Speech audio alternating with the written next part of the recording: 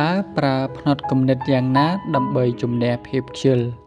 ដើម្បីជំនះភាពខ្ជិលភាពភ័យខ្លាចនិងការកង្វល់ទុកអំពីការងារព្រោះយឺតនិងលំបាកអ្នកគួរប្រើផ្នត់គំនិតរីកចម្រើនដែលមិនថាអ្វីដែលអ្នកបានជួបជាមួយវាគឺជាសុទ្ធតែឱកាសនៅក្នុងការរៀនសូត្រនិងការរីកចម្រើនផ្នត់គំនិតនេះបង្កើតជាមូលដ្ឋានឲ្យមានភាពអំណត់និងការជឿជាក់ថាអ្នកអាចធ្វើបានល្អប្រសើរទោះបីជាបរាជ័យក៏ដោយការបដិញ្ញាចិត្តចំពោះការតស៊ូនិងការប្រើប្រាស់ទម្លាប់ល្អត្រូវបានណែនាំដូចជាការសម្រេចចិត្តចាប់ផ្ដើមធ្វើយ៉ាងត្រឹមត្រូវមិនជំរុញការពង្យាពេនិងកិត្តិយសនៅក្នុងការធ្វើវិញការបដិញ្ញាចិត្តនេះត្រូវបានបង្កើតជាទម្លាប់ហើយត្រូវបានផ្ដល់អាទិភាពទី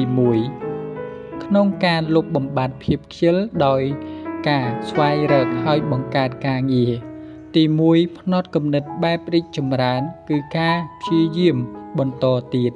ផ្នត់គំនិតរីកចម្រើនមើលភាពលំបាកជាឱកាសសម្រាប់ការសិក្សានិងការកែលម្អខ្លួនវិធីជាក់លាក់ដែលឆ្លើយគ្រប់គ្រងនឹងភាពខ្ជិលទទួលខុសត្រូវនិងរៀនពីកំហុសចាប់ផ្ដើមឲ្យបានទាន់ពេលវេលានិងសម្រេចចិត្តធ្វើយ៉ាងត្រឹមត្រូវប្រាប់ខ្លួនឯងថា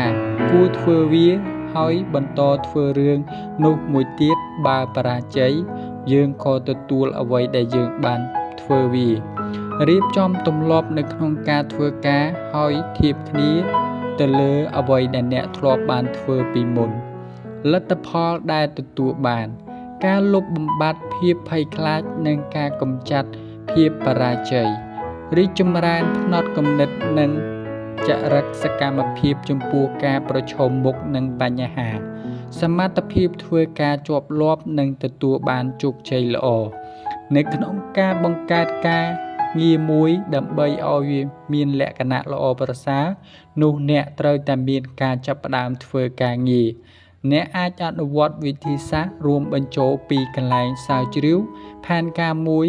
ល្អត្រូវតែមាននៅជំហាននីមួយៗដូចខាងក្រោម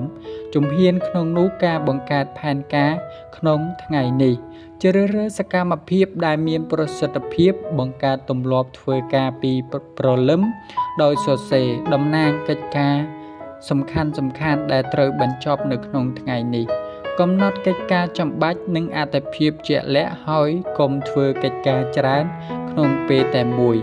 រៀបចំការវិភាគទៅលើក្រដាសដែលងាយស្រួលមើលសម្រាប់រំលឹកចំពោះកិច្ចការដែលបានរៀបចំនៅកិច្ចការទំហំតូចៗឬបំបែកកិច្ចការធំៗឲ្យកាន់តែងាយស្រួលដំណើរការកំណត់រង្វាន់ឬសកម្មភាពដែលអ្នកចូលចិត្តនៅចុងផែនការជាជំរុញទឹកចិត្តនៅក្នុងការបំពេញកិច្ចការរៀបចំផែនការថ្ងៃបន្ទាប់ជាមុនដើម្បីមានភាពត្រៀមខ្លួនសម្រាប់ថ្ងៃថ្មីអត្ថប្រយោជន៍នៃផែនការ